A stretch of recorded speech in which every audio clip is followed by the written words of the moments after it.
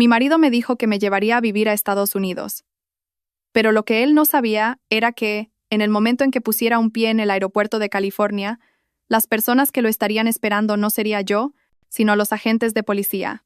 Esa escena, su rostro pálido de terror, es algo que probablemente nunca olvidaré en mi vida. Pero para llegar a ese breve momento de triunfo, tuve que renunciar a todo mi matrimonio. Un matrimonio que una vez creí que era el paraíso, y a la confianza absoluta que había depositado en el hombre al que llamaba esposo. Mi nombre es Carmen. Tengo 29 años. La edad que la gente suele decir que es la más radiante para una mujer. Y yo, en un tiempo, realmente creí que estaba viviendo esos días dorados. Tenía un trabajo estable en una empresa de medios de comunicación, y aunque no era rica, ganaba lo suficiente para ser independiente y ayudar a mis padres en mi pueblo natal. Pero de lo que más orgullosa me sentía, lo que siempre presumía ante mis amigas, era de tener un marido casi perfecto. Mi esposo, Javier, era 4 años mayor que yo. Era el tipo de hombre que cualquier mujer envidiaría. Alto, con un rostro masculino, y una habilidad para hablar que era a la vez elocuente y increíblemente dulce. Era director de ventas en una empresa de importación y exportación y, aunque siempre estaba ocupado con contratos y viajes de negocios, nunca se olvidaba de prestarme atención. Cada mañana, se levantaba antes que yo para prepararme un café con leche caliente. Cada noche, sin importar lo tarde que volviera, entraba silenciosamente en la habitación y me daba un beso en la frente antes de ir a ducharse. Nunca olvidaba nuestro aniversario, mi cumpleaños, ni siquiera las celebraciones más pequeñas. Sus regalos no solo eran caros, sino también increíblemente considerados. Recordaba qué colores me gustaban, qué perfume prefería, incluso la talla de mis zapatos, algo que a veces hasta yo misma olvidaba, y con mi familia era más que perfecto. Mis padres, en mi pueblo de Andalucía, eran agricultores humildes, pero cada vez que nos visitaba, se arremangaba para ayudar a mi madre en la cocina o para labrar la tierra en el campo con mi padre. Les compraba todo tipo de suplementos nutricionales y ropa de abrigo. Todo el pueblo decía que yo era una mujer afortunada por haber encontrado un yerno tan capaz y filial. Yo misma lo creía. Creía que era la mujer más afortunada del mundo. Nuestra vida transcurría plácidamente en un lujoso apartamento en Madrid que él había comprado poco después de casarnos. Mi esposa merece vivir en el mejor lugar, dijo. Yo, conmovida hasta las lágrimas en sus brazos, agradecía en silencio al cielo por haberme enviado un hombre tan maravilloso. Le entregué todo mi amor y mi confianza, sin dudarlo ni un instante. Le confié todos mis ingresos, y él usaba una parte para gestionar nuestros grandes asuntos. Dijo que su dinero estaba invertido y que era mejor guardar el de su esposa por separado. No le di más vueltas. Entre marido y mujer, su dinero y mi dinero son nuestro dinero. Así de ingenua era, creyendo cada palabra que salía de su boca. La tragedia de mi vida comenzó de la manera más dulce posible, una tarde de hace unos 3 meses. Esa noche, Javier llegó a casa más temprano de lo habitual, y en sus manos no había un pequeño ramo, sino un enorme ramo de rosas rojas ecuatorianas. Él mismo fue a la cocina y preparó una cena exquisita con mi filete favorito y vino. La casa brillaba a la luz de las velas, con una suave música de fondo. Me miró con esos ojos tiernos y brillantes de los que me enamoré desde el primer día. Tomó mi mano y, con una voz baja y conmovedora, dijo: «Carmen, tengo un regalo especial para ti». Mi corazón se aceleró. Esperaba una pulsera o unos pendientes, como de costumbre, pero no. Sacó del bolsillo de su chaqueta 2 billetes de avión y un fajo de documentos. Los puso sobre la mesa y los deslizó hacia mí. Nos vamos a Estados Unidos. Nos mudamos a California. Mis oídos zumbaban. Miré los 2 billetes y los papeles que decían solicitud de residencia permanente. No podía creer lo que veían mis ojos. ¿Mudarme a América? Era un sueño tan lejano que nunca me había atrevido a tener. ¿Lo dices en serio?», tartamudeé, con la voz temblorosa por la emoción. Javier sonrió, una sonrisa tan cálida como el sol de invierno. «Por supuesto. Llevo un año preparándolo todo en secreto. Un buen amigo mío de allí me ha conseguido una garantía de empleo. Casi todos los trámites están listos. Solo necesitas rellenar algunos datos personales más y pasar una entrevista. Quería darte la mayor sorpresa de todas». Me atrajo hacia él y me abrazó con fuerza. «No quiero que sigas trabajando tan duro aquí. El clima allí es fantástico y la vida es más relajada. Quiero que vivas como una reina, sin preocupaciones. Yo me encargaré de todo». Las lágrimas brotaron de mis ojos, pero eran lágrimas de pura felicidad. Enterré mi rostro en su hombro y sollocé como una niña. Mi hombre, mi marido, había estado sacrificándose y preparándolo todo en silencio solo para darme una vida mejor. ¿Qué más podía pedir? Esa noche, viví en una euforia total, como si caminara sobre las nubes. Llamé a mis padres para darles la noticia. Ellos también lloraron de alegría, dándome todo tipo de consejos y diciéndome que su hija estaba a punto de experimentar un nuevo mundo. Me imaginaba una casita con una valla blanca en California, tardes paseando con él por la playa, un nuevo paisaje de vida lleno de felicidad. Estaba tan inmersa en ese sueño de color de rosa que no tenía ni idea de que era la puerta que me conduciría directamente al infierno. En los días siguientes, Javier parecía extremadamente ocupado. Dijo que tenía que finalizar los trámites y traspasar sus responsabilidades en la empresa. A menudo hacía llamadas en inglés, y yo suponía que estaba hablando con nuestro abogado de inmigración en Estados Unidos. Confiaba plenamente en él, e incluso sentía lástima de que tuviera que encargarse de tantas cosas solo. Yo solo me ocupaba de su comida y su descanso. Una mañana, mientras preparaba el desayuno, Javier se acercó por detrás, me abrazó y dijo: «Cariño, ¿puedes darme todos tus documentos de identidad? El pasaporte, el DNI, el libro de familia, tus títulos universitarios, todo lo que esté a tu nombre. El abogado de allí necesita cotejar los originales para finalizar el papeleo. Yo los guardaré a buen recaudo. Sería un lío si los perdieras». Su propuesta sonaba completamente razonable. Él siempre había sido así de cuidadoso y considerado. Sin la menor duda, fui a nuestra habitación, abrí la caja fuerte y saqué todos los documentos más importantes de mi vida para dárselos. Él los tomó, los guardó cuidadosamente en un maletín de cuero con contraseña y sonrió. «Buena chica, yo me encargo de todo». Ahora, al recordarlo, me doy cuenta de lo estúpida que fui. En el momento en que le entregué esos papeles, le estaba entregando mi propia libertad. Pero en ese momento, sus acciones solo me parecieron una muestra de cuidado y responsabilidad marital. Una pequeña onda, una vaga inquietud, cruzó mi mente. Pero la aparté rápidamente. Me dije a mí misma que estaba siendo paranoica. ¿Cómo podría un hombre que me amaba tanto, que se preocupaba tanto por mí, tener otras intenciones? Me mentí a mí misma, me adormecí en la falsa felicidad que él había construido meticulosamente. No sabía que ese maletín con contraseña no era un lugar seguro para mis documentos, sino el primer ataúd preparado para enterrar toda mi vida en una tierra extraña. Si sientes que hay un secreto oculto en esta historia y quieres descubrir conmigo la terrible verdad que se esconde detrás, no dudes en suscribirte al canal y activar las notificaciones. Cada muestra de apoyo de los espectadores es el motor que nos impulsa a seguir compartiendo historias auténticas y significativas. Ahora, volvamos a mis últimos días en España. Días que fueron dulces, pero que marcaron el comienzo de la tragedia. Desde aquella noche fatídica, mi vida transcurrió en una especie de limbo entre la realidad y el sueño.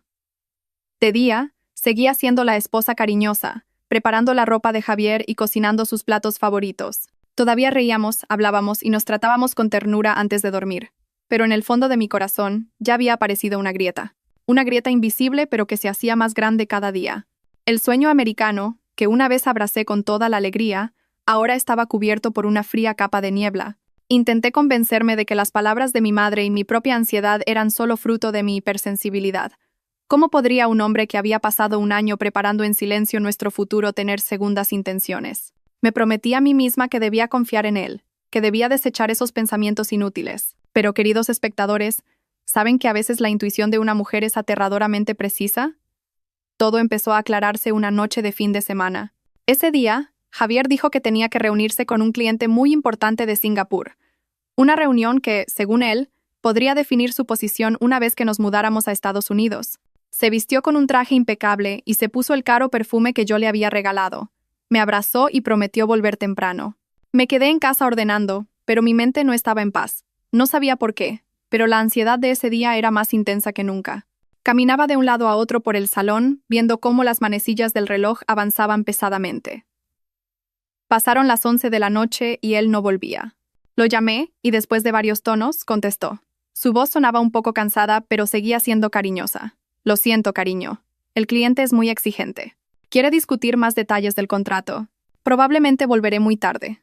Vete a dormir, no me esperes». A través del teléfono oí música alta y risas de gente. Le pregunté de improviso, «¿Dónde estás que hay tanto ruido?» Javier guardó silencio un momento y luego se rió.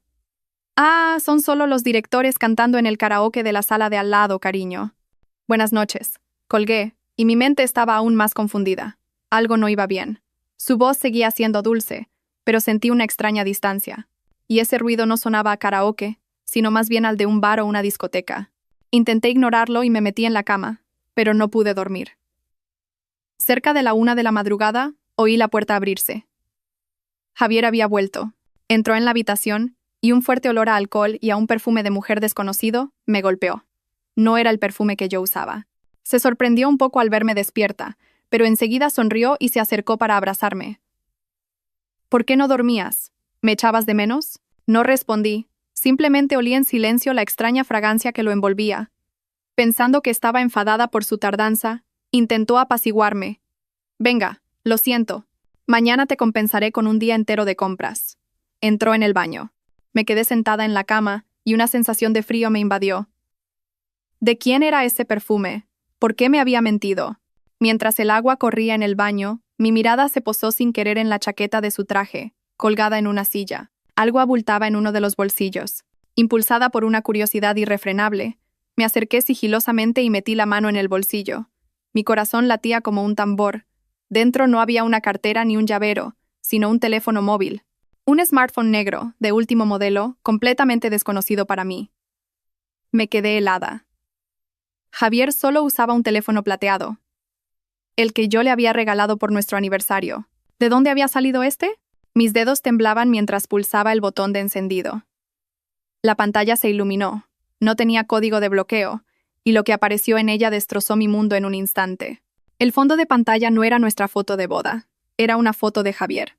Sonreía radiante, abrazando por la cintura a otra mujer. Una mujer que no conocía, pero que era muy guapa, con un aire sofisticado y afilado.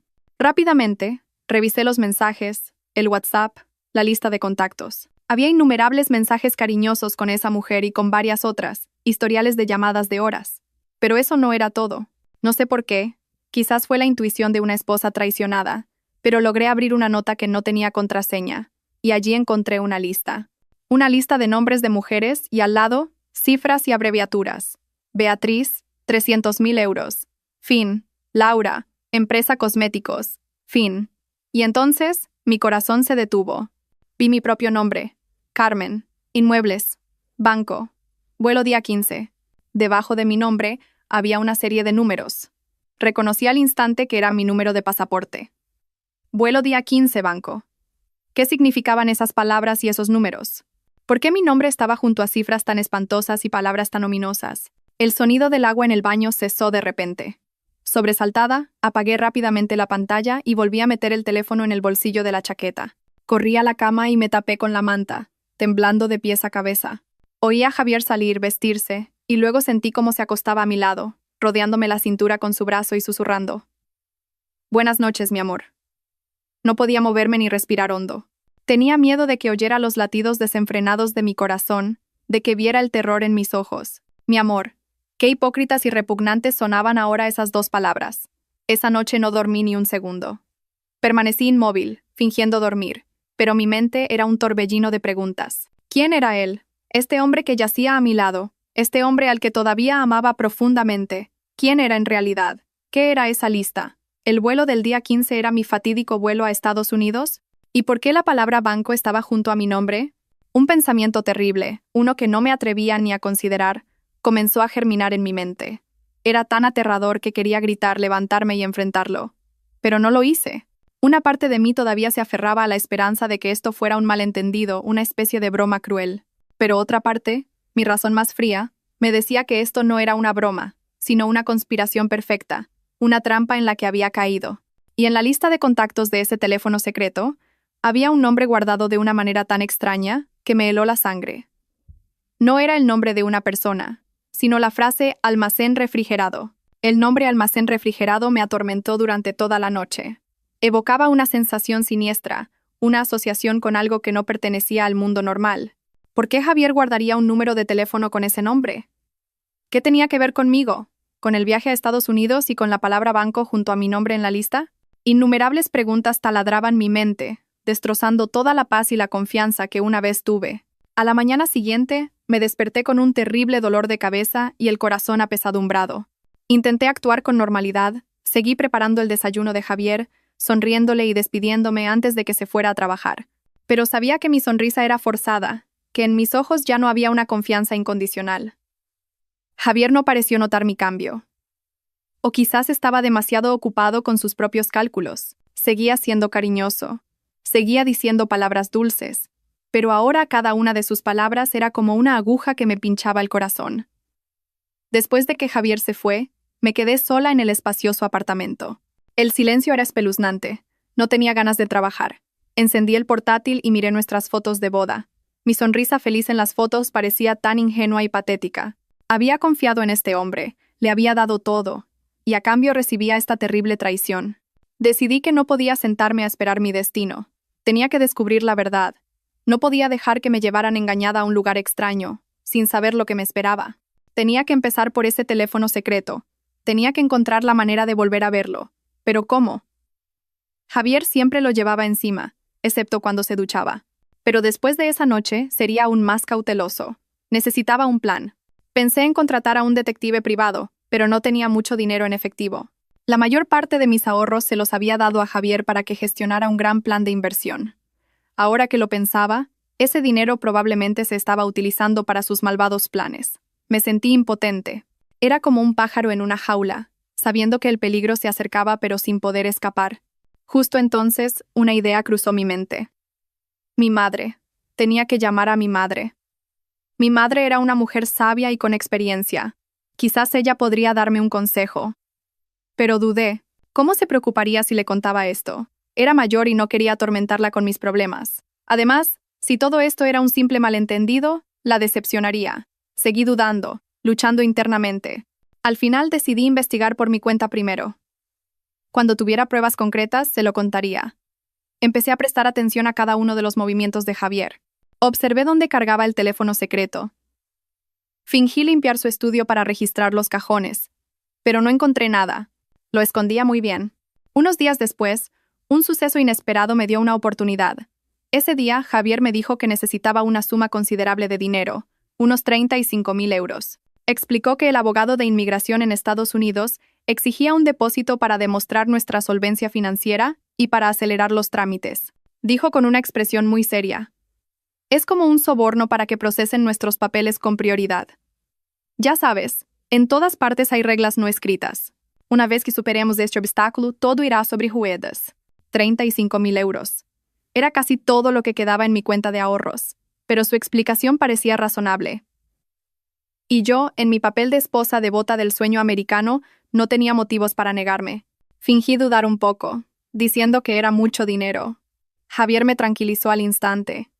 Lo sé, pero es una inversión para nuestro futuro, cariño. Cuando lleguemos allí, trabajaré duro y te lo devolveré multiplicado. No te preocupes. Asentí y acordamos ir juntos al banco al día siguiente para retirar el dinero. Esa noche, quizás por la perspectiva de conseguir una gran suma de dinero pronto, Javier estaba de muy buen humor. Bebió bastante vino en la cena. Habló de nuestros planes en California, de la casa en la que viviríamos, de los hijos que tendríamos. Pintó un cuadro de futuro tan dulce que una semana antes me habría hecho llorar de felicidad, pero ahora solo sentía una náusea que me subía por la garganta. Esa noche, borracho, Javier cayó en un sueño profundo. Por fin mi oportunidad. Me levanté sigilosamente, con el corazón desbocado. Caminé con cuidado hacia su lado de la cama. Miré su rostro dormido. Seguía siendo guapo y encantador, pero ¿quién era la persona real que se escondía detrás de esa cara? Metí la mano silenciosamente en el bolsillo de los pantalones que había dejado en una silla.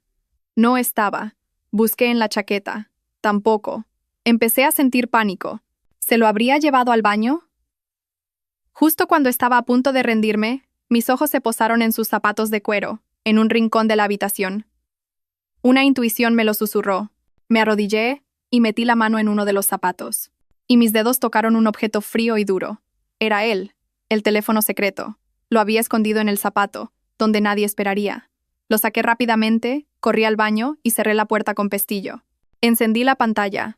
Esta vez, no fui a los mensajes ni a los contactos. Fui directamente al historial de llamadas y lo encontré. Había numerosas llamadas entrantes y salientes al número guardado como almacén refrigerado.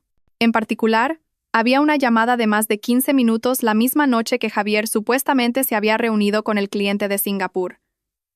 Con manos temblorosas, pulsé el botón de reproducción de la llamada. Debía de ser una función de grabación automática que Javier había olvidado desactivar. La voz de Javier sonó, pero no era la voz cariñosa que siempre oía. Era fría, cortante y algo cruel. ¿Hola? ¿Está lista la mercancía? Al otro lado de la línea, un hombre con voz ronca y áspera respondió. Claro que sí, Javier. La chica parece muy fresca. ¿Dónde has encontrado algo tan bueno? No te preocupes, jefe. Esta mercancía es de primera calidad, y los papeles son perfectos. Pasaporte, título universitario, incluso sabe inglés. Se podrá vender por un precio muy alto cuando la entreguemos. Bien, pero asegúrate de que no cause problemas. No nos gustan los líos. Sin problemas, jefe. Está loca por mí. Hará cualquier cosa que le diga. Le dije que íbamos a emigrar con residencia permanente y se puso a llorar de alegría. Cuando baje del avión y se dé cuenta de que ha sido vendida, probablemente pensará que es una broma. La risa espeluznante de los dos hombres resonó desde el teléfono. Tuve que apoyarme en la pared para no caer. Todo mi cuerpo temblaba sin control. Mercancía, primera calidad, vender por un precio muy alto, vendida. Esas palabras eran como un martillo golpeando mi cabeza. Dios mío. El sueño americano, la residencia permanente, una vida de reina, todo era una farsa. Una trampa elaborada para venderme, a su propia esposa, a una red de trata de personas. Caí al suelo frío del baño y el teléfono se me resbaló de las manos. No lloré ni grité, solo sentí un vacío aterrador. Todo había terminado. El amor, el matrimonio, la confianza, todo estaba muerto. Y en ese momento horrible, oí que la voz de Javier continuaba en la grabación. Fue una frase que apagó la última chispa de esperanza que quedaba en mí. Cuando termine este trabajo, pagaré todas las deudas que tengo con vosotros y será mi último encargo. Ya es hora de dejarlo y vivir tranquilo con mi novia. Mi historia acaba de revelar un rincón oscuro y terrible, pero la verdad que se esconde detrás es mucho más compleja y dolorosa. Si sientes indignación, si quieres unirte a mí para desenmascarar a los villanos y buscar justicia, por favor dale me gusta a este video. Cada me gusta vuestro es un estímulo, una fuerza que me dará el valor para seguir contando la historia de mi vida. No sé cuánto tiempo estuve sentada en el suelo del baño. El tiempo parecía haberse detenido, y a mi alrededor solo había oscuridad, y el eco de las crueles palabras de la grabación. Está loca por mí. Cuando baje del avión y se dé cuenta de que ha sido vendida, probablemente pensará que es una broma. Una vez pensé que no había dolor más grande que la traición, pero me equivoqué. El mayor dolor es darte cuenta de que toda tu vida, todo tu amor, no ha sido más que una broma, una transacción comercial para la persona en la que más confiabas. Ya no era una esposa traicionada. Era mercancía. Mercancía a punto de ser entregada. La idea me hizo temblar. Me miré en el espejo y vi a una mujer con el rostro pálido y los ojos sin vida. ¿Era yo? ¿La Carmen que siempre había sido segura de sí misma y amante de la vida? Mi marido no solo intentaba vender mi dinero, sino también mi cuerpo y mi vida. Tenía que escapar. El pensamiento ardió con fuerza dentro de mí. No podía morir. No podía permitir que mi vida terminara de forma tan miserable en manos de traficantes en un país extraño. Tenía que vivir. Tenía que desenmascarar a ese demonio con piel humana. Respiré hondo, tratando de recuperar la calma. Me levanté y me lavé la cara con agua fría. Volví a mirarme en el espejo. Esta vez el pánico en mis ojos había desaparecido, reemplazado solo por odio y una determinación de acero. Con cuidado, transferí el archivo de audio del teléfono secreto a mi propio teléfono, escondiéndolo en una carpeta protegida con varias contraseñas. Luego borré los rastros y volví a colocar el teléfono en su lugar original, dentro del zapato de Javier. Regresé a la cama y me acosté a su lado.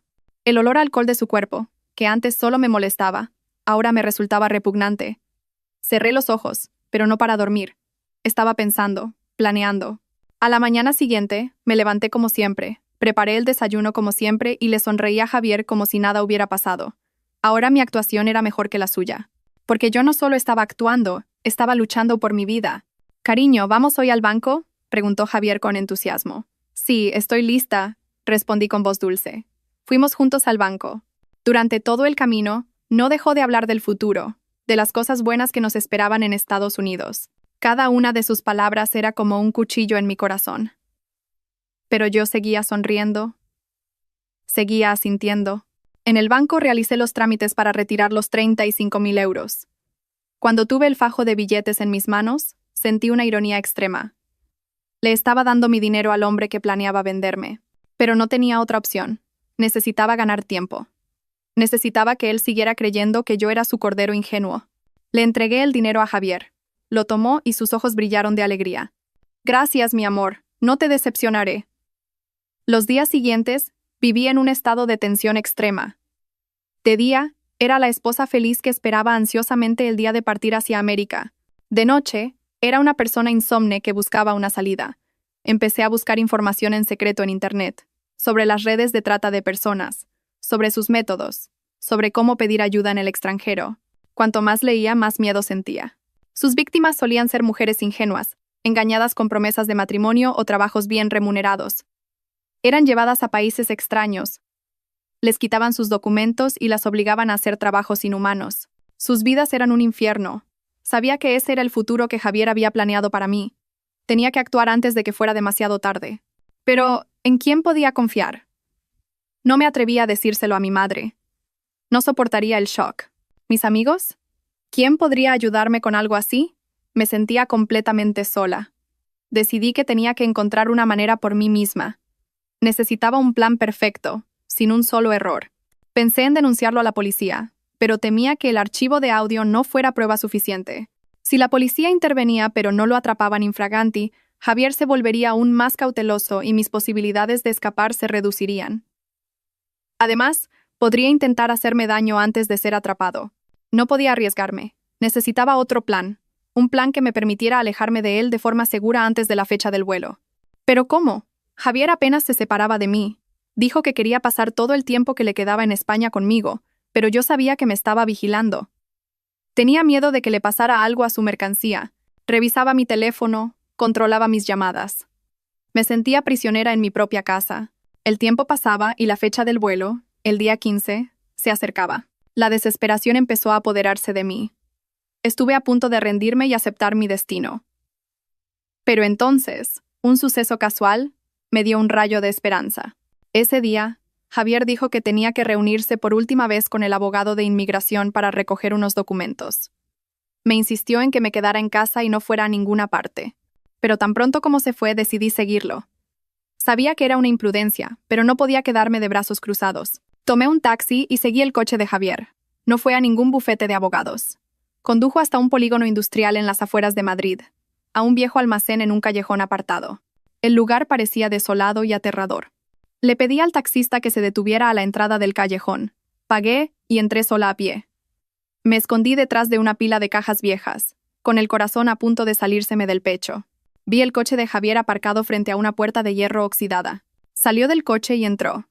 La puerta del almacén estaba ligeramente entreabierta, y pude oír voces de gente hablando. Me acerqué con cuidado, intentando mirar por la rendija. Dentro, además de Javier, había otros 2 hombres. Uno era el hombre de la voz ronca de la grabación. El otro tenía un aspecto más amenazador, con los brazos cubiertos de tatuajes. Estaban de pie alrededor de una mesa, y sobre la mesa había un grueso fajo de dólares y mi pasaporte. El hombre de la voz ronca dijo: «Este es el anticipo. Una mercancía tan buena no puede tener un precio bajo». Golpeó la pila de pasaportes. Javier sonrió con arrogancia. «No se preocupen, jefes. Yo mismo entregaré la mercancía ese día.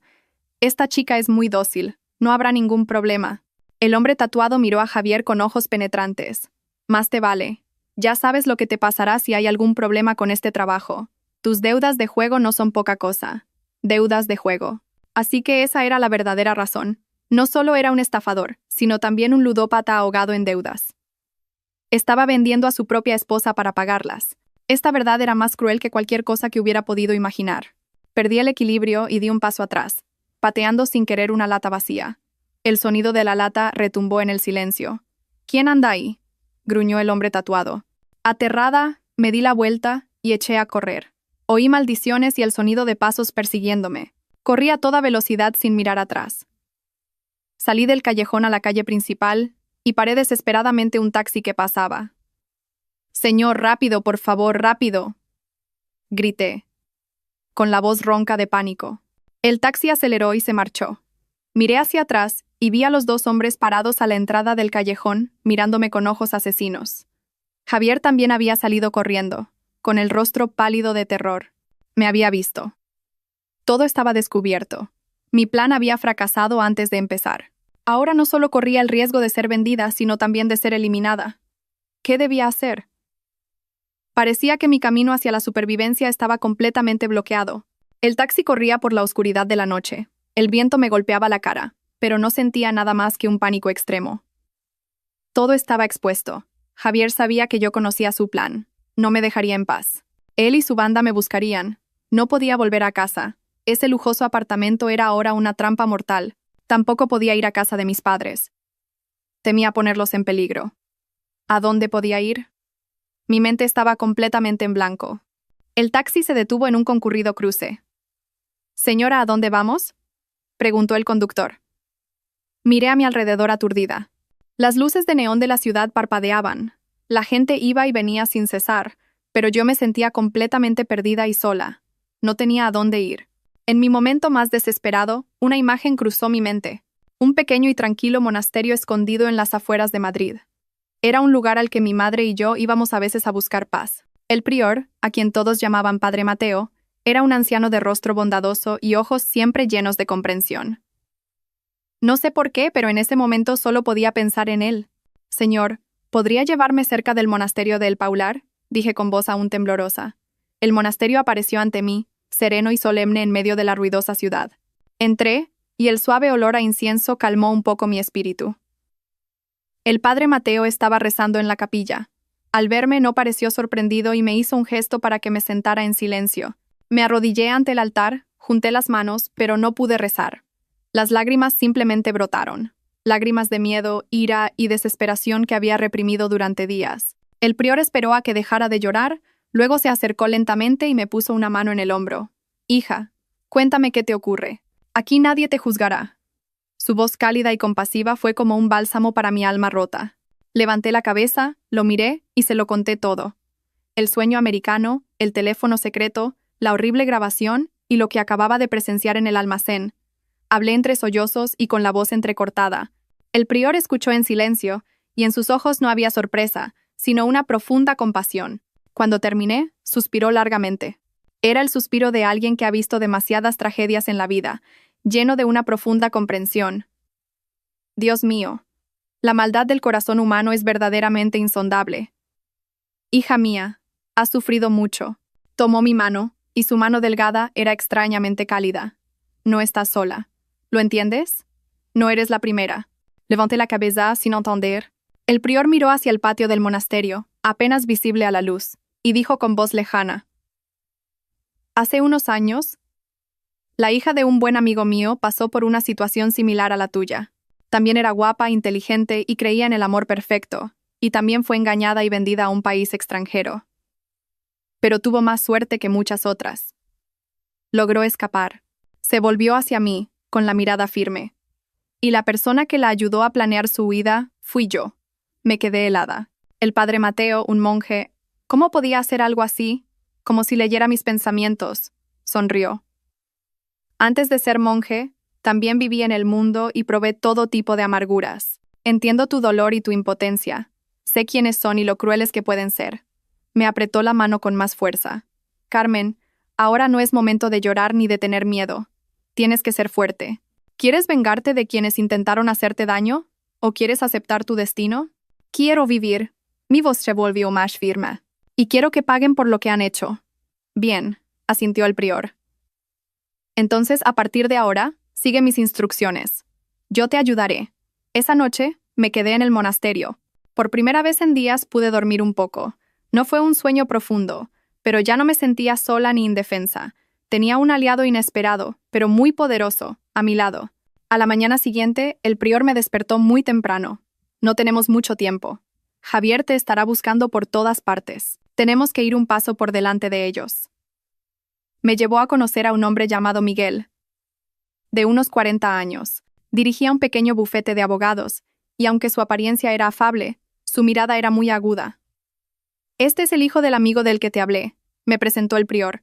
Él la ayudó con los aspectos legales. Miguel me estrechó la mano, y su voz era tranquilizadora. «Señorita Carmen, el padre me ha contado a grandes rasgos su caso. No se preocupe, haremos todo lo posible por ayudarla». Le conté toda la historia de nuevo.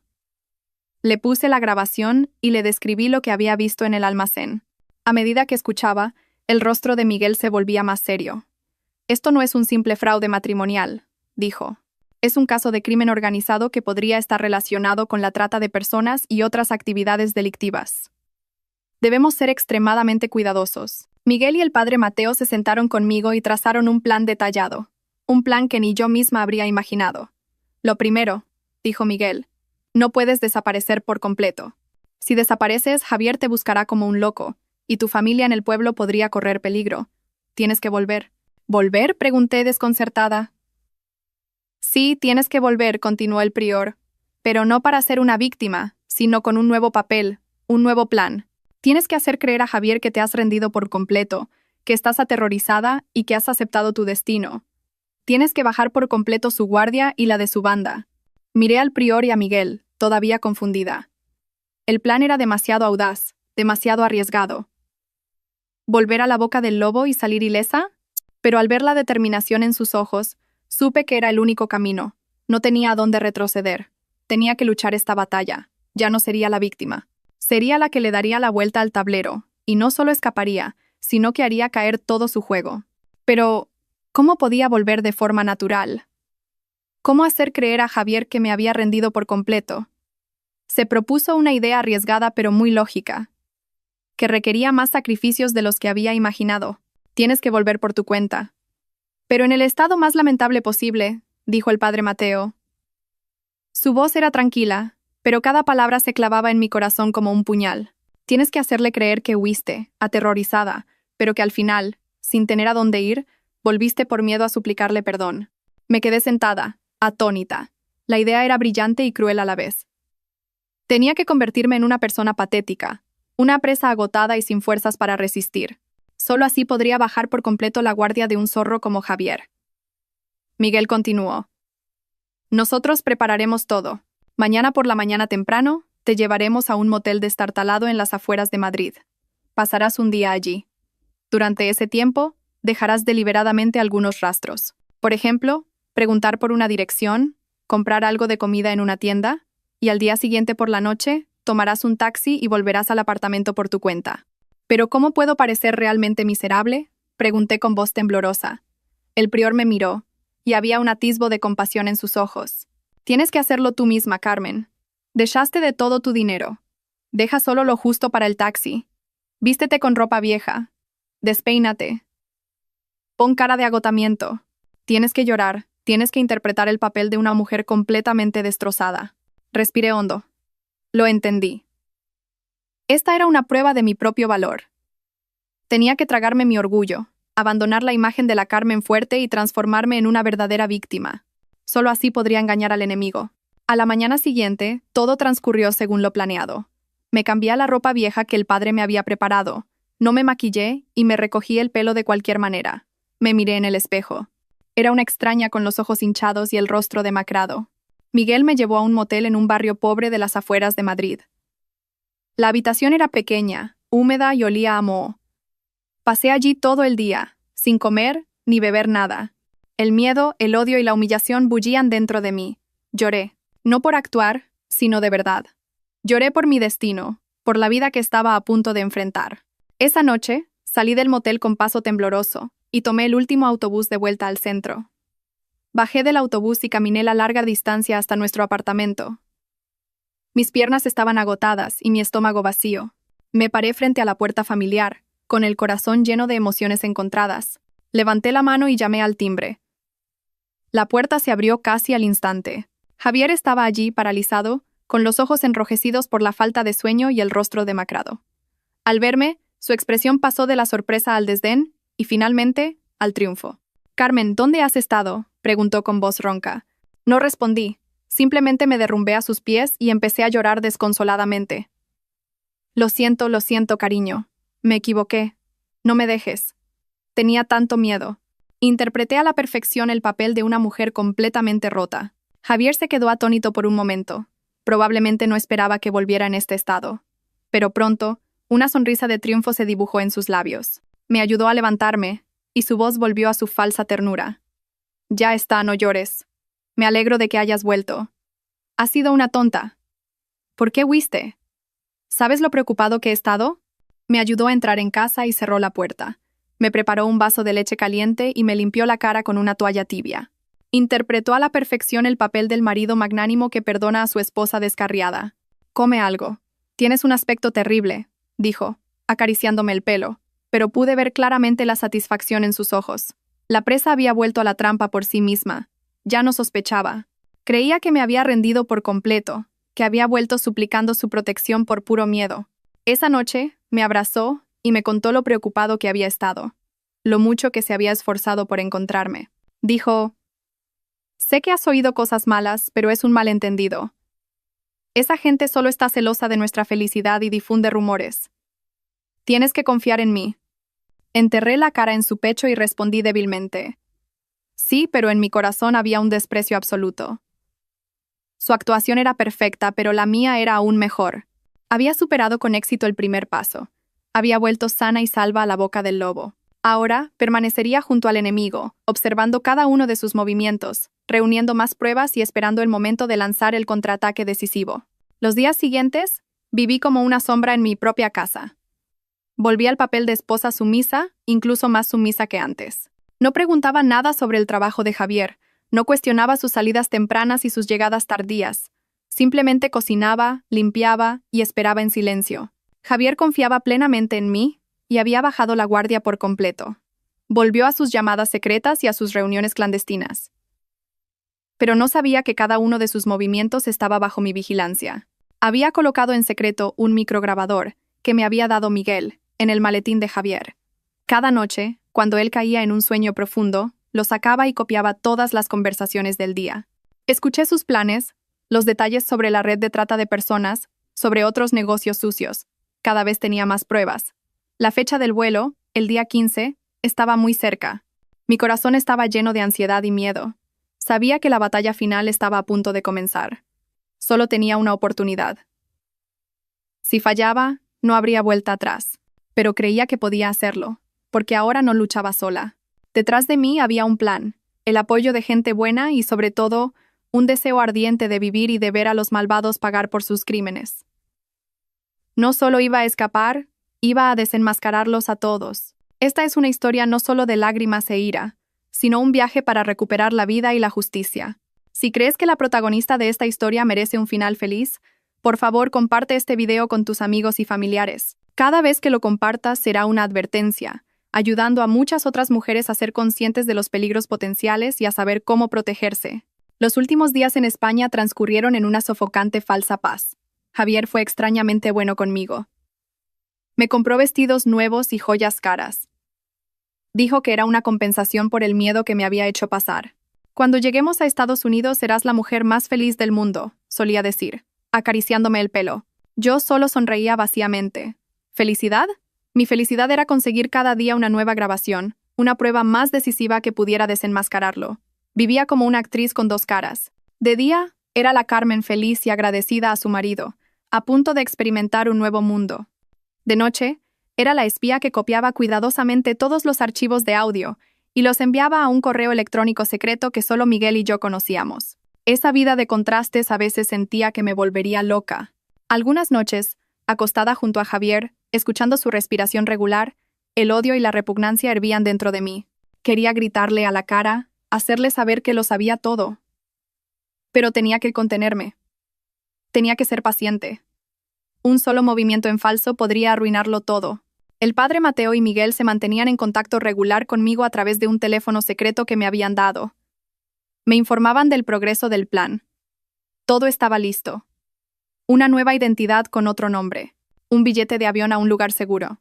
Una red de personas listas para ayudarme después de mi huida. «Solo tienes que mantener la calma y seguir el plan», me recordaba el padre. «El momento decisivo será en el aeropuerto. Solo tendrás unos minutos, quizás segundos. Tienes que ser muy decidida». Lo ensayé en mi cabeza cientos de veces. Nuestro plan de escape no era una simple huida. Era una obra de teatro elaborada, una operación de distracción que se desarrollaría justo delante de las narices del enemigo. A medida que se acercaba el día de la partida, Javier se volvió más posesivo. Apenas me dejaba salir de casa sola. Dijo que temía que volviera a tener ideas raras y escapara, pero yo sabía que estaba vigilando su mercancía. Tenía miedo de que me escapara de sus manos en el último momento. La presión me aplastaba. Adelgacé notablemente. Las noches de insomnio me dejaron profundas ojeras, pero tenía que fingir estar alegre y emocionada. Hablaba de nuestros planes en Estados Unidos, de la casa en la que viviríamos, de los lugares a los que viajaríamos. Cada mentira que decía profundizaba la confianza de Javier. Una semana antes del vuelo, un incidente inesperado casi lo arruina todo. Ese día, estaba en el baño comunicándome en secreto con Miguel cuando Javier volvió a casa antes de tiempo. Al oír la puerta abrirse, me sobresalté, colgué rápidamente y escondí el teléfono secreto en el cesto de la ropa sucia. Javier entró en la habitación y me miró con recelo. ¿Con quién hablabas? Con mi madre, tartamudeé, con el corazón en un puño. Me pareció oír una voz de hombre.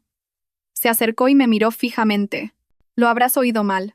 Solo la llamaba para darle algunas últimas instrucciones antes de irnos. Intenté mantener la calma, pero sabía que estaba muy nerviosa. Javier no dijo nada más, me miró durante un largo rato y luego se dio la vuelta. Pero yo sabía que había empezado a sospechar. Esa noche, mientras dormía, sentí que alguien rebuscaba en la habitación. Abrí los ojos ligeramente, y era Javier. Estaba revisando mi bolso, mi cartera e incluso mi teléfono. Afortunadamente, el teléfono secreto seguía a salvo en el cesto de la ropa sucia. Pero ese incidente me hizo darme cuenta de que ya no podía estar tranquila. Él era como un cazador, muy sensible a cualquier señal extraña. Tenía que ser aún más cuidadosa. 2 días antes del vuelo, Javier organizó una pequeña fiesta de despedida en casa. Invitó a algunos de sus amigos más cercanos. Sabía que en realidad era una fiesta para celebrar su inminente y exitoso negocio. Tuve que beber mucho, tuve que sonreír radiante y dar las gracias repetidamente. Cada copa de vino que bebía era amarga, pero tenía que beberla. Tenía que interpretar mi papel a la perfección. Durante la fiesta, uno de los amigos de Javier, probablemente borracho, me dio una palmada en el hombro y dijo: «¡Qué suerte tienes, Carmen! Ahora vas a América a experimentar un nuevo mundo. Sabes que Javier te quiere mucho. Ha sacrificado mucho por ti». Solo sonreí, pero mi corazón estaba lleno de ironía. ¿Sacrificio? ¿Qué había sacrificado él? ¿O se refería a que había sacrificado su conciencia? Finalmente, llegó el día fatídico. La mañana del día 15 me desperté muy temprano, con el corazón encogido. Hoy era mi último día en España, y también el día en que se decidiría mi destino. Javier también se levantó temprano y me ayudó a revisar mi equipaje por última vez. Comprobó con especial cuidado mi pasaporte y mis documentos. «Tienes que guardar esto con mucho cuidado. Si lo pierdes, no podremos irnos», dijo. Asentí, pensando para mis adentros que era él quien debía preocuparse por esos documentos. Nos dirigimos al aeropuerto. Durante todo el camino, Javier no soltó mi mano, la apretaba con fuerza. Me decía palabras de amor, me daba todo tipo de consejos. «Cuando lleguemos allí, tienes que hacerme caso. Todo será nuevo para ti, y sin mí a tu lado, no podrás arreglártelas». Yo solo miraba en silencio por la ventana. Madrid seguía bulliciosa y ajetreada, pero a mis ojos, todo parecía moverse a cámara lenta. Podría ser la última vez que viera estas calles. En el aeropuerto, todo transcurrió según el plan trazado por Miguel y el padre Mateo. Hicimos el check-in, facturamos el equipaje. Javier estuvo pegado a mí en todo momento, sin darme ningún espacio personal. Al pasar por el control de seguridad, dejé caer mi bolso a propósito, y varios cosméticos rodaron por el suelo. En el momento en que Javier y yo nos agachamos a recogerlos, una mujer con un abrigo idéntico al mío, con mascarilla y gafas de sol, pasó rápidamente a nuestro lado. Era una de las personas del padre. Entramos en la sala de embarque. El vuelo a California salía por la puerta 12. Miré el reloj y mi corazón latía cada vez más rápido. Solo quedaban 30 minutos. Según el plan, tenía que alejarme de Javier y dirigirme a la puerta 8, donde salía un vuelo nacional a Sevilla. Un billete de avión a mi nuevo nombre. ¿Pero cómo? Javier estaba a mi lado como mi sombra. Ni siquiera me dejaba ir sola al baño. ¿A dónde vas? Voy contigo. El aeropuerto está lleno de gente. Me preocupa que te pierdas, decía, con una sonrisa todavía cariñosa, pero con una mirada controladora. Empecé a sentir pánico. El plan corría el riesgo de fracasar.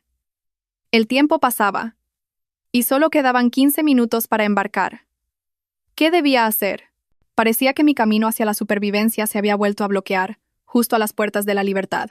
El tiempo en la sala de embarque pareció una eternidad. Cada tic-tac del segundero era un martillo golpeando mi pecho. En la puerta 12, la puerta al infierno, ya habían empezado a anunciar la preparación para el embarque. Los pasajeros comenzaron a hacer cola, Y Javier se volvió hacia mí con una sonrisa de satisfacción que no podía ocultar. Ya casi es la hora, cariño. En unas pocas horas, comenzaremos una nueva vida. Apretó suavemente mi mano, que estaba helada, pero su sonrisa era cálida. Sentí náuseas. ¿Una nueva vida? Solo para ti, pensé. La voz del padre Mateo resonó en mi cabeza. Cálmate, Carmen. Tienes que estar muy tranquila. La oportunidad llegará cuando nadie se lo espere. Miré a mi alrededor, buscando una salida, y mis ojos se detuvieron en un pequeño puesto de café en un rincón de la sala. Una idea audaz cruzó mi mente. Cariño, me volví hacia Javier, con un tono ligeramente suplicante. Tengo mucha sed. ¿Podrías comprarme un café con leche? Quiero tomar un último café español antes de irnos. Javier dudó un poco. Pero ya casi embarcamos, cariño. Venga, por favor, será solo un momento. Me apetece mucho. Quizás porque estaba de muy buen humor o porque pensaba que en esta sala de embarque era imposible que escapara, finalmente asintió. Está bien, quédate sentada aquí. Vuelvo enseguida. Señaló un asiento justo al lado de la puerta 12 y me lo advirtió con firmeza. Se fue, por fin. Era mi oportunidad. Solo tenía unos minutos. Mi corazón parecía que iba a salirse del pecho. Miré hacia el puesto de café y vi a Javier haciendo cola. Respiré hondo, me levanté y fingí ir hacia el baño. Pero en lugar de girar hacia el baño, seguí recto y me mezclé con la multitud que se movía por la sala. Caminé muy rápido, con la cabeza gacha, intentando no llamar la atención. Puerta 8. Me repetía a mí misma. Estaba al final del pasillo. Casi corría, y las lágrimas de tensión empezaron a brotar. No me atreví a mirar atrás. Tenía miedo de que Javier me estuviera persiguiendo. ¿Es usted la señora Laura García? Una voz grave y masculina sonó a mi lado. Me sobresalté y me giré. Un hombre con uniforme de personal del aeropuerto estaba de pie junto a mí. Era un contacto de Miguel. Sígame, dijo brevemente, y me guió por un pasillo de personal. Caminamos por un pasillo desierto. Mis pasos resonaban en el suelo de baldosas. Me sentía como si estuviera en una película de acción. Finalmente, se detuvo frente a una puerta. La puerta 8 estaba justo delante. Señorita, aquí tiene su billete y sus documentos. Me entregó un billete de avión y un nuevo DNI a nombre de Laura García. Mucha suerte, dijo, y se dio la vuelta y se fue. Me paré frente a la puerta 8. El vuelo a Sevilla estaba en el último llamado a embarque. Miré hacia la puerta 12. A lo lejos pude ver la figura de Javier, con un café en la mano, buscándome aturdido. Un sentimiento de triunfo y amargura se mezcló dentro de mí. Adiós, Javier. Adiós, matrimonio falso. Adiós, infierno al que intentaste llevarme. Me di la vuelta, entregué mi billete y mis documentos al personal de la aerolínea y subí al avión. Cuando encontré mi asiento junto a la ventana, por fin pude respirar aliviada. Lo había conseguido. Había escapado. El avión rodó lentamente por la pista y luego despegó. Miré Madrid desde arriba. La ciudad en la que había vivido, amado y sufrido se hacía cada vez más pequeña. Las lágrimas volvieron a brotar de mis ojos, pero esta vez eran lágrimas de libertad. No sabía qué me depararía el futuro. No sabía a qué dificultades me enfrentaría, pero sabía que me había salvado a mí misma. Había recuperado mi derecho a vivir. Nunca más dejaría que nadie pisoteara mi vida. El vuelo a Sevilla duró poco más de una hora, pero para mí fue el vuelo más largo y a la vez más corto de mi vida. Largo, porque cada momento era una espera hacia un nuevo comienzo.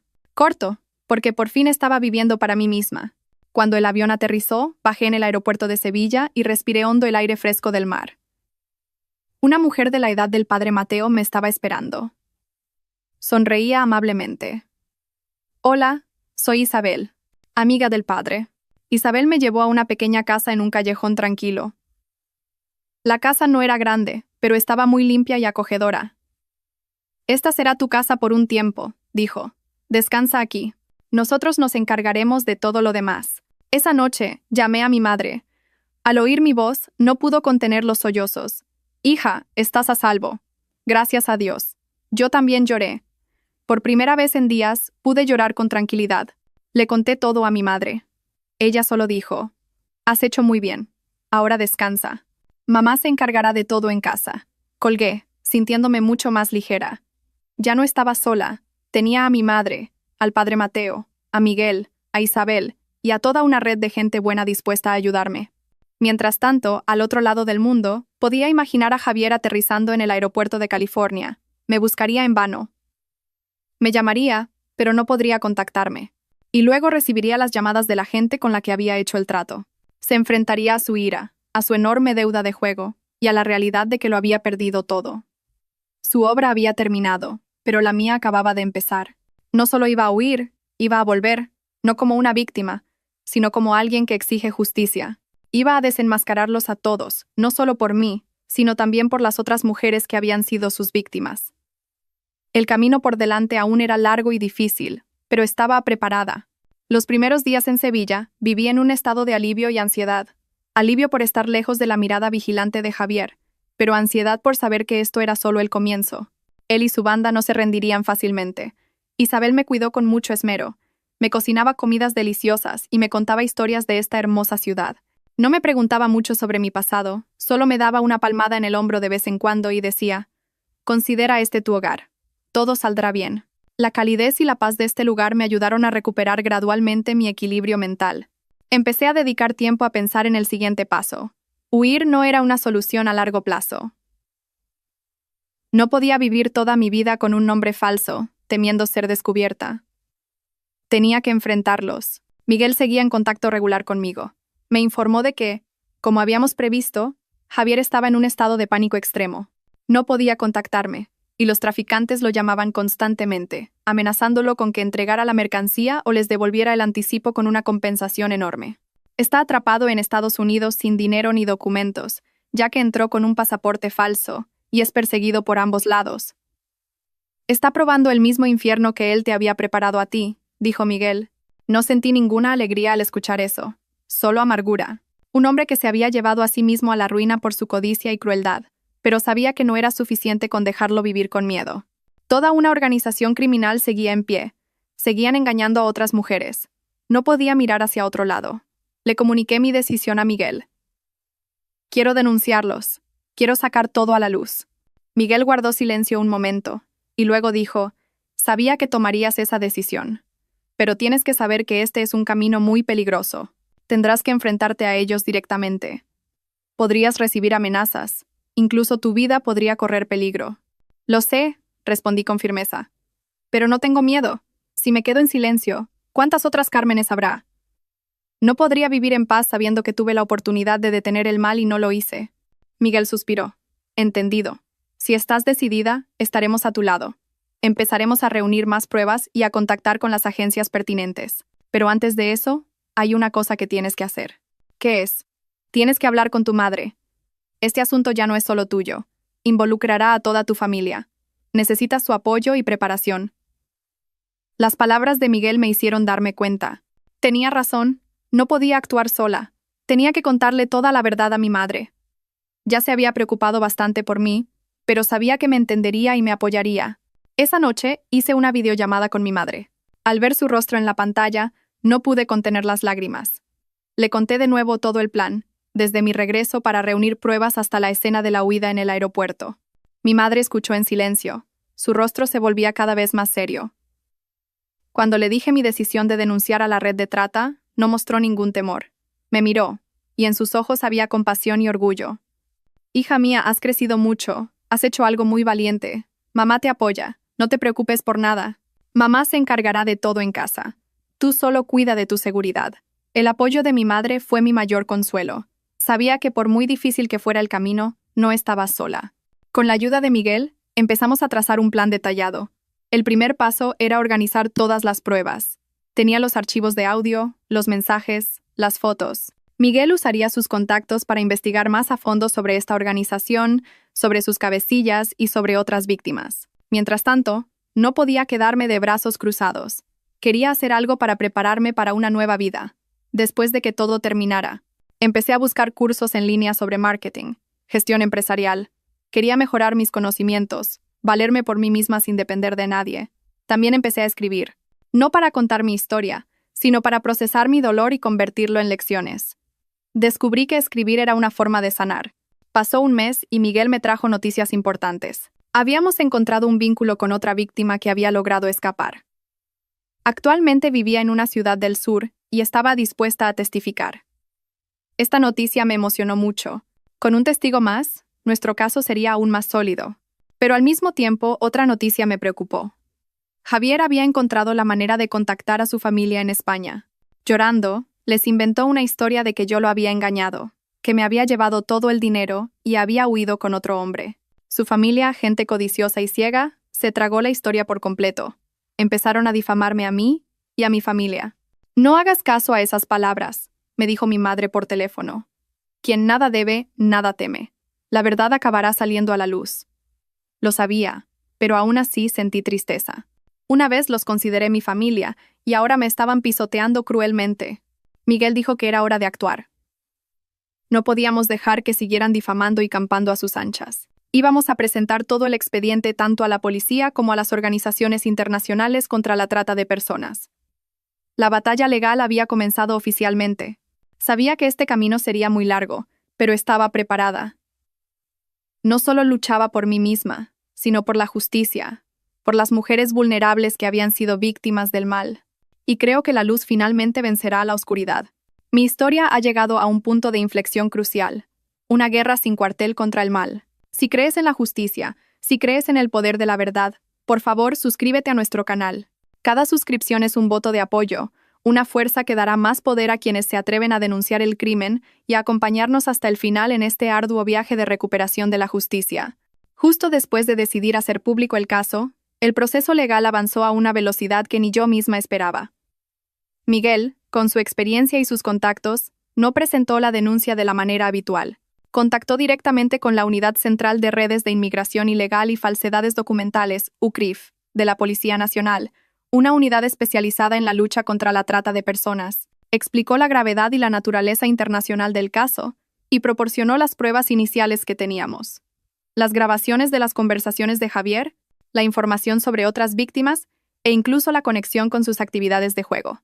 Los investigadores de la UCRIF se tomaron el caso muy en serio. Inmediatamente formaron un equipo de investigación especial. Fui convocada a la sede central en Madrid para prestar declaración oficial. Era la primera vez que pisaba un lugar así. La atmósfera solemne y las expresiones agudas de los investigadores me infundieron un sentimiento de respeto y un poco de nerviosismo. Pero cuando empecé a contar mi historia, vi en sus ojos no curiosidad, sino concentración y determinación. Escucharon cada detalle, tomaron notas cuidadosamente. Me mostraron fotos de redes de trata desmanteladas, de sus sofisticados métodos. Me tranquilizaron. Carmen, es usted muy valiente. Su denuncia no solo la salva a usted, sino a muchas otras personas. Garantizaremos absolutamente su seguridad y la de su familia. Permanecí en Madrid unos días, alojada en un lugar seguro bajo protección policial. Durante ese tiempo, seguí colaborando con los investigadores. Les proporcioné toda la información que sabía. El teléfono secreto, los nombres de la lista e incluso los detalles más pequeños sobre los hábitos y las relaciones de Javier. También conocí a la otra víctima que había logrado escapar, una mujer llamada Rocío. Era unos años mayor que yo, y su rostro todavía mostraba profundas huellas de dolor. Me contó su historia, cómo también fue engañada por amor, llevada a un país asiático y obligada a trabajar en un establecimiento ilegal. Sufrió días de humillación y dolor antes de tener la suerte de escapar con la ayuda de una organización de derechos humanos. Su historia avivó aún más mi ira y reforzó mi determinación de llevarlos ante la justicia. Mientras tanto, en California se estaba desarrollando otra cacería. La UCRIF, a través de canales de cooperación internacional, se coordinó con el FBI y la policía local de California. Empezaron a rastrear a Javier. Ahora vivía escondido, sin dinero y perseguido por los traficantes. Tenía que hacer trabajos manuales para sobrevivir. Ya no era el elegante director de ventas, sino un vagabundo sucio y desesperado. Pero no dejó de contactar con España. No para pedir ayuda, sino para continuar con su farsa. Llamó a sus amigos, llorando y contando que yo le había sido infiel y había huido con toda su fortuna. Intentaba construirse una imagen de víctima compasiva para conseguir ayuda y quizás prepararse un camino de regreso. Pero cada uno de sus movimientos estaba bajo el control de la policía. En España, el equipo de investigación especial hizo un avance crucial. Basándose en la información que proporcioné, la policía localizó rápidamente la ubicación del almacén refrigerado. No era un almacén real, sino una lujosa casa camuflada en las afueras. Un lugar donde reunían a las víctimas antes de enviarlas al extranjero. Se llevó a cabo una redada sorpresa. La policía detuvo al hombre de la voz ronca y a varios de sus secuaces, y rescató a 3 jóvenes que estaban retenidas allí. También eran víctimas, engañadas con promesas de trabajos bien remunerados. La noticia del desmantelamiento de una parte de la red se mantuvo en secreto para no alertar a los cabecillas, pero los que estaban detrás empezaron a oler el peligro. Empezaron a buscar formas de destruir pruebas y huir. Fue entonces cuando mi plan con el padre Mateo dio sus frutos. El teléfono secreto de Javier, del que yo había copiado todos los datos, no solo contenía las grabaciones de sus crímenes, sino también los números de teléfono y los detalles de las transacciones con los cabecillas. Era la valiosa prueba que la policía necesitaba. Ahora, la lucha no era solo legal, sino también una tensa guerra psicológica. Sabía que los cabecillas de esta organización no eran gente corriente. Podían tener dinero, poder e incluso contactos influyentes. Para desmantelar todo un sistema criminal como ese, los policías y yo tendríamos que enfrentarnos a más dificultades y peligros. Pero no me echaría atrás. La luz de la justicia empezaba a verse al final del túnel, y estaba dispuesta a recorrer este camino hasta el final, por muy espinoso que fuera. Y no sabía que en los próximos días se revelaría una verdad aún más terrible sobre mi propio marido. Una verdad que me haría mirar atrás a mis 5 años de matrimonio con una perspectiva completamente diferente. Mientras la investigación especial en España hacía importantes avances, en California, el cerco sobre Javier se iba cerrando. La policía estadounidense, tras seguirle la pista, decidió actuar. No lo detuvieron de inmediato. Querían usarlo como cebo para atrapar a los miembros de la red de trata que operaban en Estados Unidos. Crearon una oportunidad, una trampa, para hacer creer a Javier que había encontrado una salida. Un agente encubierto de origen hispano se acercó a Javier, haciéndose pasar por un intermediario que le prometía ayudarle a escapar de vuelta a España. Por supuesto, el precio era exorbitante. Javier, desesperado, no sospechó nada. Aceptó de inmediato. Contactó frenéticamente a su familia en España, exigiéndoles que consiguieran el dinero a toda costa. Sus padres, creyendo ciegamente su historia de que yo le había hecho daño, se movieron por todas partes para salvar a su hijo. Vendieron sus últimas propiedades, pidieron prestado a familiares y amigos, y reunieron el dinero que Javier les pedía. No tenían ni idea de que estaban financiando la trampa que se había preparado para su hijo. Podía imaginar la escena. Javier, eufórico tras recibir el dinero, yendo a reunirse con el intermediario para preparar su huida. Y justo cuando soñaba con volver a España, vengarse de mí y empezar una nueva vida, la policía irrumpió. Fue detenido infraganti, junto con el falso intermediario y una gran cantidad de dinero en efectivo. La noticia de la detención de Javier en Estados Unidos fue portada en los medios de comunicación de ambos países. Esta vez no eran rumores ni artículos parciales. Las principales agencias de noticias informaron de ello, con pruebas claras de la policía. La foto de Javier esposado, con el rostro demacrado y aturdido, se difundió por todas partes. Los padres de Javier en España se derrumbaron al ver la noticia. No podían creer que el hijo que tanto amaban y en el que tanto confiaban fuera un demonio. La farsa que había construido se había derrumbado por completo, arrastrando consigo el honor y la fe de toda una familia. Mientras tanto, en España, la investigación continuaba. Con las declaraciones de los detenidos y los datos obtenidos, la policía identificó al verdadero cabecilla de la organización en el país. No era un matón de aspecto rudo, sino un exitoso hombre de negocios con una máscara perfecta. Controlaba en la sombra el juego, la usura, y utilizaba a deudores como Javier como herramientas para llevar a cabo sus operaciones de trata de personas. Se puso en marcha un plan de cerco y detención a gran escala. Se llevaron a cabo redadas simultáneas en numerosos lugares, oficinas de empresas, residencias privadas, locales de juego camuflados. El cabecilla y decenas de otros sospechosos fueron detenidos. Una organización criminal sofisticada y cruel fue oficialmente desmantelada. El día que recibí la noticia, no pude contener las lágrimas. Lloré, pero no de alegría por su caída. Lloré porque por fin se había hecho justicia. Lloré por mí, por Rocío, por las 3 jóvenes rescatadas y por todas las víctimas cuyos nombres ni siquiera conocía. Nuestro sufrimiento finalmente había sido compensado. Tras el desmantelamiento de la organización, decidí volver a Madrid. Ya no había nada que temer. Quería empezar de nuevo mi vida, justo en el lugar donde había caído. El día de mi regreso, mi madre y mis amigos me recibieron en el aeropuerto. Al verlos, sentí una calidez infinita. Había vuelto a casa, pero la historia aún no había terminado. Quedaba una última verdad, directamente relacionada conmigo y con Javier. Cuando se reveló, me hizo mirar atrás a mis 5 años de matrimonio con un terror absoluto. En el proceso de declaración para obtener clemencia, Javier lo confesó todo, no solo sus crímenes, sino también un secreto que había guardado durante 5 años. Un investigador me llamó. Me mostró el expediente de la declaración, y cuando leí la última línea, no pude sostenerme en pie. Resulta que, antes de conocerme, Javier ya sabía que no podía tener hijos. Había ido al médico y le habían diagnosticado infertilidad, pero se lo ocultó a todo el mundo, incluida a mí. Me utilizó, una mujer sana que lo amaba, como el escudo perfecto para ocultar su defecto. Me dejó soportar los susurros y las miradas inquisitivas de los familiares.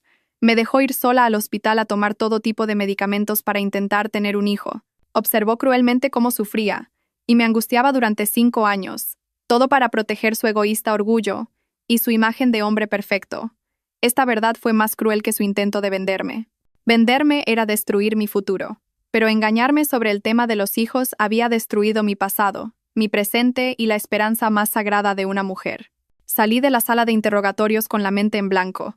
Ya no sentía odio, solo sentía una compasión infinita por esa persona. Una persona que había vivido toda su vida en una mentira, hasta convertirse en un monstruo. Mi matrimonio había terminado, pero la lección que me dejó me acompañaría toda la vida.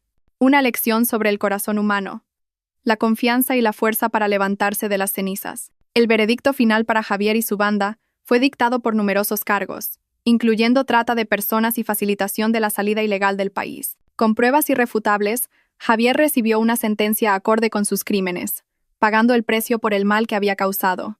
El cabecilla de la organización y los demás miembros también recibieron el castigo severo de la ley. Se hizo justicia, y los medios de comunicación dejaron de mencionar nuestros nombres. La tormenta realmente había pasado. Empecé una nueva vida en Madrid. No volví a mi antigua empresa. Quería un comienzo completamente nuevo. Con el dinero de la venta de la empresa, compré un pequeño apartamento en una urbanización tranquila, y decoré y arreglé cada rincón yo misma. Encontré la alegría en las cosas sencillas. Una taza de té caliente por la mañana, un buen libro, un paseo por el parque por la tarde. Ya no era la empresaria con un valor de miles de millones. No había reuniones tensas ni viajes de negocios constantes. Solo era Carmen, una mujer normal, aprendiendo a amar la vida de nuevo. Pero sabía que no podía vivir una vida tan tranquila para siempre. Mi historia, mi dolor, no podía quedarse solo en un recuerdo.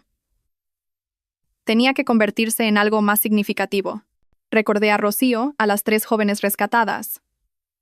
Recordé a las víctimas sobre las que había leído durante la investigación. Ellas también, como yo, habían sido engañadas, pisoteadas. Pero no todas tenían la suerte de recibir ayuda y tener la oportunidad de empezar de nuevo. Decidí que tenía que hacer algo por ellas. Fui a ver al padre Mateo. Padre, quiero crear una fundación, una organización, para ayudar a las mujeres víctimas de la trata y la violencia doméstica. Le expliqué mi idea. El padre me miró, y la alegría brilló en sus ojos bondadosos.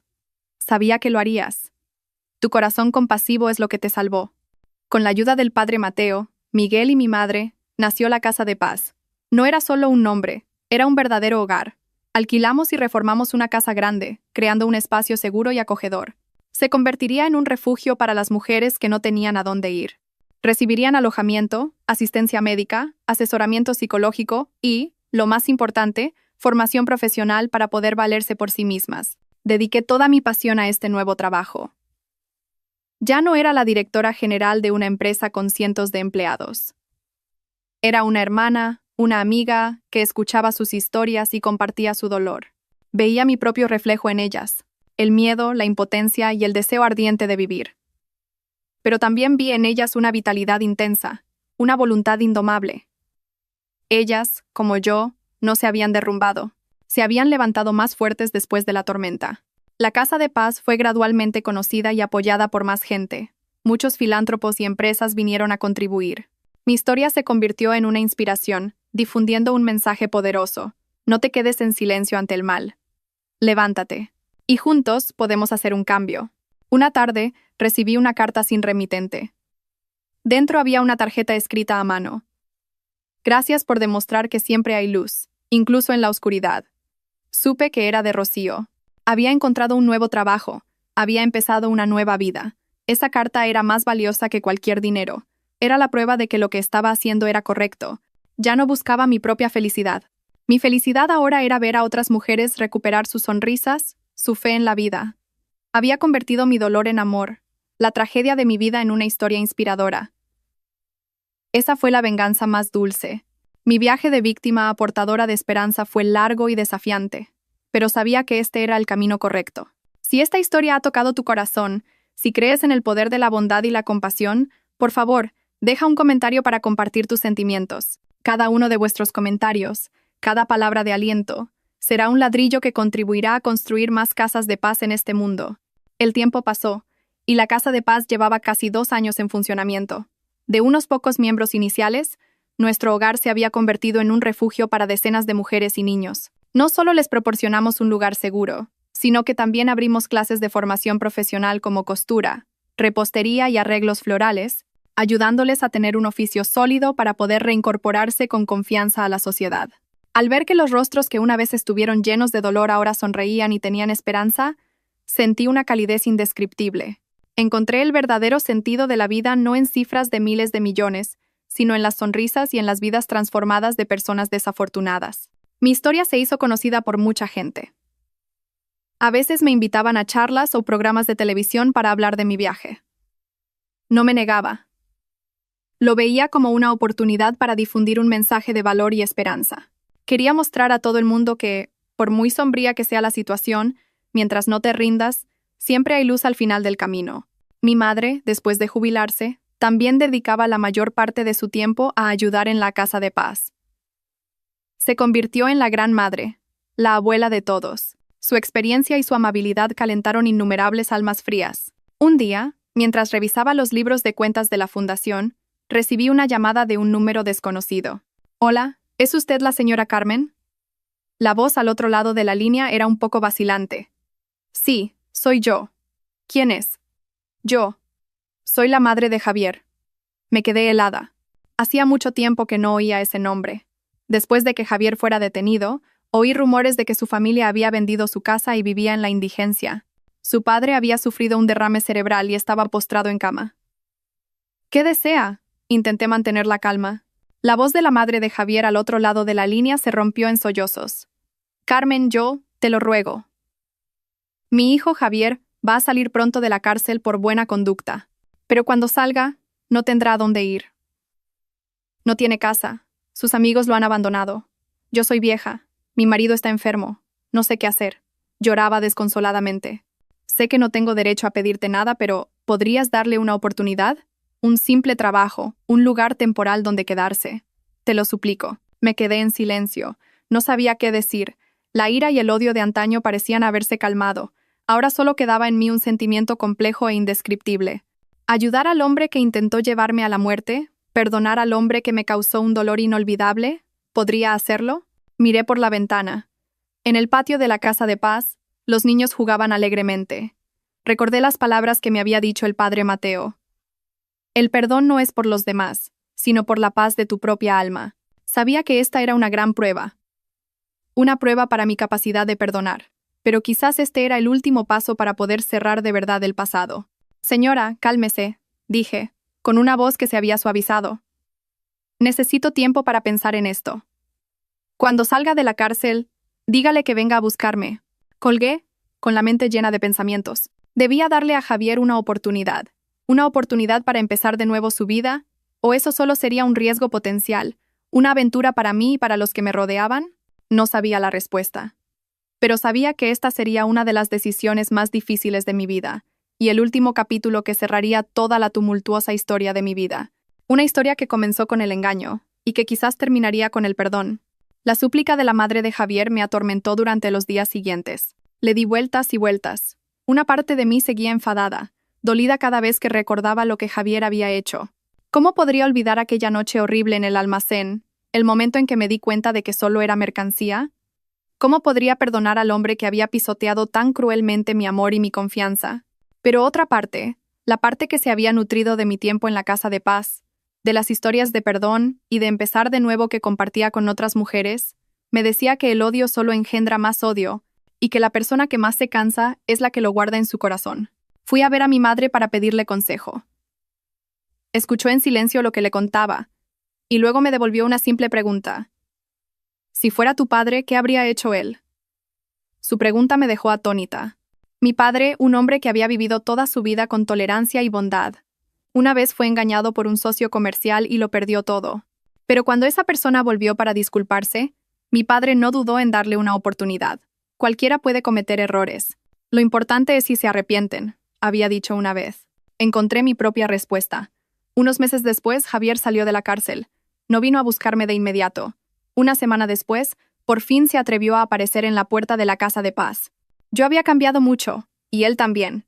Ya no tenía ese aspecto pulcro y sofisticado. El Javier de hoy estaba delgado, con la piel curtida y el rostro profundamente marcado por el cansancio y la culpa. Se quedó en la puerta, sin atreverse a entrar, con la cabeza gacha. Salí tranquilamente. ¿Qué le trae por aquí? Javier levantó la cabeza, y en sus ojos ya no había arrogancia ni cálculo, solo remordimiento y vergüenza. No dijo nada, simplemente se arrodilló ante mí. Carmen, lo siento. Lloró. Las lágrimas de un hombre que se había dado cuenta de verdad de sus errores. No lo ayudé a levantarse. Me quedé en silencio, dejando que llorara. Sabía que este arrodillamiento, estas lágrimas, no eran para pedirme perdón. Era una penitencia que ofrecía a su propia conciencia. Cuando se calmó le dije, levántese, todo ha pasado ya. No me atrevo a esperar que me perdones, dijo Javier con voz temblorosa. Solo quiero hacer algo para expiar mis pecados. ¿Qué quieres hacer? Le pregunté. Puedo hacer cualquier cosa. Limpiar. Arreglar la electricidad o la fontanería. Cuidar el jardín. Cualquier cosa aquí. No necesito un sueldo. Solo un lugar donde quedarme y 3 comidas al día. Quiero pasar el resto de mi vida expiando mis culpas. Ayudando a gente en la misma situación que tú. Su propuesta me sorprendió. Lo miré profundamente a los ojos, tratando de encontrar un atisbo de falsedad. Pero solo vi sinceridad. Le di una oportunidad. No como mi exmarido, sino como un ser humano que quería empezar de nuevo su vida. Javier empezó a trabajar en la casa de paz. Trabajó muy duro, sin rechazar ninguna tarea. Hablaba poco, y cada vez que me veía, siempre bajaba la cabeza. Las mujeres de aquí al principio desconfiaban un poco de él y se mantenían a distancia, pero poco a poco, su diligencia y su silencio les hicieron cambiar de opinión. No era solo un jardinero o un reparador, era un oyente, una persona con la que compartir. Usó su propia historia para advertir a otros hombres, para aconsejar a los jóvenes que iban por el mal camino. No sé si su arrepentimiento era sincero o no, ni cuánto tiempo podría mantenerlo. Pero sabía que había hecho lo correcto. Le había dado la oportunidad de salvar su propia alma, y lo que es más importante, me había liberado a mí misma de la carga del pasado. Había aprendido la última y más valiosa lección, el perdón. No porque los demás merezcan ser perdonados, sino porque yo misma merezco tener paz. Mi historia, un viaje de la expiación a la paz, llega a su fin. Me ha enseñado mucho a mí, y quizás también a vosotros, los espectadores. Si habéis recorrido este camino conmigo hasta el final, si habéis llorado, reído, os habéis enfadado y habéis tenido esperanza conmigo, por favor, dedicaos un momento a darle me gusta y a compartir esta historia. Porque en algún lugar del mundo, todavía hay gente que necesita una historia como esta. Que necesita más fe y fuerza para superar su propia tormenta. Vuestra difusión es el acto más significativo para construir una sociedad mejor junto a nosotros. Un año después de la llegada de Javier a la Casa de Paz, muchas cosas habían cambiado. Construimos un nuevo edificio. Añadimos más clases de formación profesional. El número de mujeres y niños rescatados se duplicó. La Casa de Paz ya no era solo un nombre. Se había convertido en un símbolo de esperanza y renacimiento. Javier seguía allí, convirtiéndose en una parte indispensable de este lugar. Ya no era el trabajador silencioso, sino un hermano, un tío querido y respetado por todos. Demostró su arrepentimiento con sus acciones. Recuperó su valor no con dinero ni estatus, sino con trabajo honesto y amor por los seres humanos. A veces hablamos, pero nunca del pasado. Hablamos del futuro de la Casa de Paz, de nuevos planes e ideas. Entre nosotros ya no hay amor ni rencor. Solo el respeto de personas que han pasado juntas por una tormenta y han encontrado sus propios caminos. Yo también encontré mi propia felicidad, no en un nuevo amor, sino en la paz del alma. Estoy contenta con mi vida actual, sencilla pero llena de sentido. Ver rostros sonrientes cada día, presenciar cambios de vida, esa es mi mayor alegría. Una tarde, mi madre y yo estábamos sentadas en el porche de la casa, viendo el atardecer. Mi madre me tomó la mano y sonrió. «Hija mía, has encontrado tu camino». «Sí, mamá», respondí, apoyando la cabeza en su hombro. Y me he dado cuenta de que la felicidad no es un destino, sino un viaje. Un viaje para aprender a amar, a perdonar y a vivir una vida con sentido. Mi historia termina aquí. Una historia que comenzó con engaño y lágrimas, pero que terminó con amor y esperanza. Es la prueba de que, por muy sombría que sea la situación a la que nos lleve la vida, mientras no perdamos la fe en la humanidad y en la justicia, siempre podremos encontrar la luz. Gracias a todos los espectadores por acompañarme en este largo viaje. Espero que esta historia sea un pequeño regalo que os traiga más fe en la vida. Recordad, después de cada lluvia sale el sol. Y después de cada tormenta, nuestras almas se fortalecen. Queridos espectadores, así concluye el emotivo viaje junto a Carmen. Hemos recorrido juntos todas las etapas, desde la dulce felicidad, pasando por el pánico extremo y el terror sofocante, hasta finalmente, un poderoso renacimiento. Esta historia no es solo un simple caso de fraude matrimonial, es un espejo que refleja los rincones más profundos del corazón humano, y sobre todo, es un himno a la asombrosa vitalidad de la mujer. Quizás la primera y más amarga lección que nos deja esta historia es sobre la confianza. El amor y el matrimonio deben construirse siempre sobre la base de la confianza. Pero esa confianza no es sinónimo de ingenuidad ciega. Carmen creyó y amó con un corazón puro, y eso casi le cuesta la vida. Esto nos recuerda a todos, especialmente a las mujeres, que siempre debemos mantener un cierto grado de lucidez. Amar no significa entregar todo el control de tu vida a otra persona. Escucha tu intuición. No ignores las señales anómalas, por pequeñas que sean. Protegerte a ti misma no es desconfianza, es valorar tu propio valor y tu esfuerzo. Sin embargo, la lección más profunda que hemos aprendido no es cómo no caer, sino cómo levantarse con dignidad después de haber caído al abismo. El viaje de Carmen es una prueba elocuente de que la fuerza interior del ser humano es infinita. De ser una esposa amante y confiada, se transformó en una valiente guerrera que se enfrentó a toda una organización criminal. El dolor no la doblegó, sino que la forjó en una Carmen más fuerte, más sabia y más decidida. Esto nos demuestra que en la vida, nadie puede evitar las tormentas, pero en lugar de dejarnos abrumar por el dolor, podemos convertirlo en un motor, utilizando las cenizas del pasado como cimientos para construir un futuro más sólido. Cada cicatriz puede ser un símbolo de resiliencia. Y quizás el valor humano más noble que nos deja esta historia es la lección sobre el perdón y el camino para recuperar el sentido de la vida. Carmen podría haber elegido vivir en el odio, regodeándose en la caída de quienes la habían dañado, pero no lo hizo. Eligió el camino más difícil, transformando su dolor personal en una misión más grande: construir la casa de paz y dar esperanza a otras personas desafortunadas. La venganza más dulce no es hacer sufrir a tus enemigos, sino vivir una vida tan brillante y significativa que ellos ya no existan en tu mundo. La decisión de darle a Javier una oportunidad para empezar de nuevo no fue una debilidad, fue la cima de la fortaleza, porque el perdón no es por los demás, sino para liberar a tu propia alma de las cargas del pasado. Al final, la verdadera felicidad no proviene del dinero ni de un hombre perfecto, proviene de la libertad del alma, de ser dueña de tu propia vida y de encontrar sentido en todo lo que haces. Esperamos que la historia de Carmen sea como una pequeña luz, que dé calor y esperanza a todos los que se sientan perdidos o desesperados. Creed que, por muy sombría que sea vuestra situación, siempre tenéis la fuerza suficiente para levantaros y encontrar vuestra propia luz. Si la historia de hoy ha tocado vuestro corazón y os ha dejado valiosas lecciones, no dudéis en difundirla. Dadle me gusta, compartid este vídeo con vuestros seres queridos y dejad un comentario sobre lo que más os ha impactado. Vuestra difusión no solo es un apoyo a nuestro canal, sino también un acto de sembrar semillas de valor y esperanza en la comunidad.